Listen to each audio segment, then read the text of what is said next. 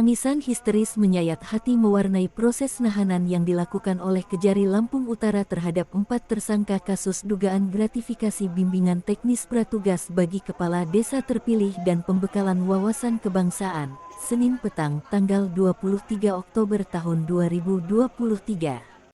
Penahanan atas keempat tersangka dilakukan setelah pihak Polda Lampung melimpahkan keempat tersangka dan barang bukti.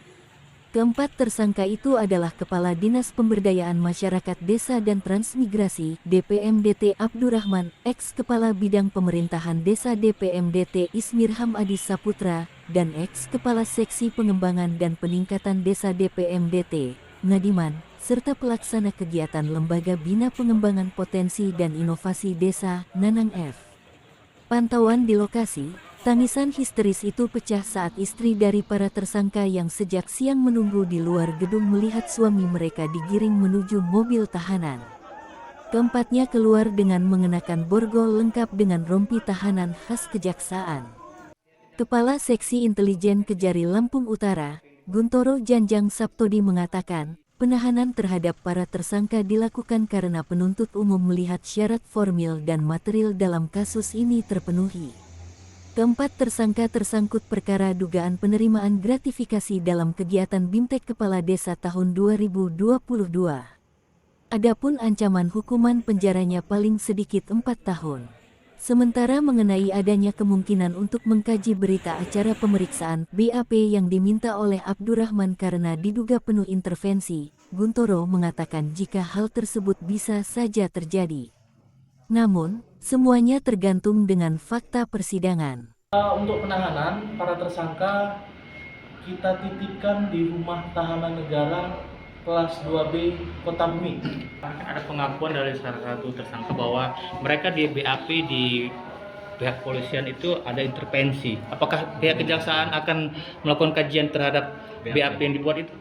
Nanti sepanjang nanti ada bunyi di persidangan, nanti kita minta petunjuk oleh pimpinan bagaimana tindak lanjut terhadap adanya intervensi tersebut. Pasti kita ungkap dulu di persidangan seperti apa.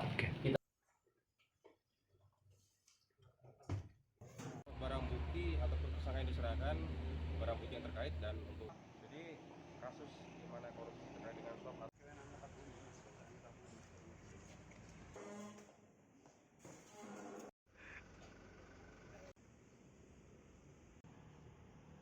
Belum bisa mengonfirmasi karena kami berbicara masalah terkait dengan berkas saja yang telah kami lakukan. Jadi kita akan melakukan hal yang sama terhadap oknum polisi. Jadi untuk sementara saya no komen dulu karena untuk dari Polda hanya sebatas gratifikasi ataupun pungli yang dilakukan proses oleh Polres Lampung Utara dan dilimpahkan ke Polda. Seperti judulnya ya, kalau misalkan korupsi ini kan ini suap ataupun gratifikasi, jadi tidak ada kaitannya dengan kerugian negara.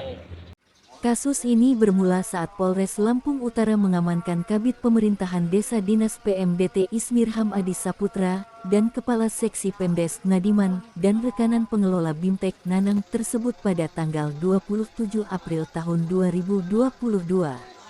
Kedua pejabat itu disebut-sebut menerima sejumlah uang dari Nanang.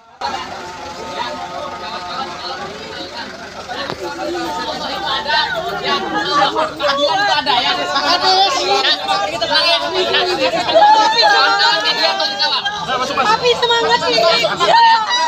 Papi semangat. Kasih jalan.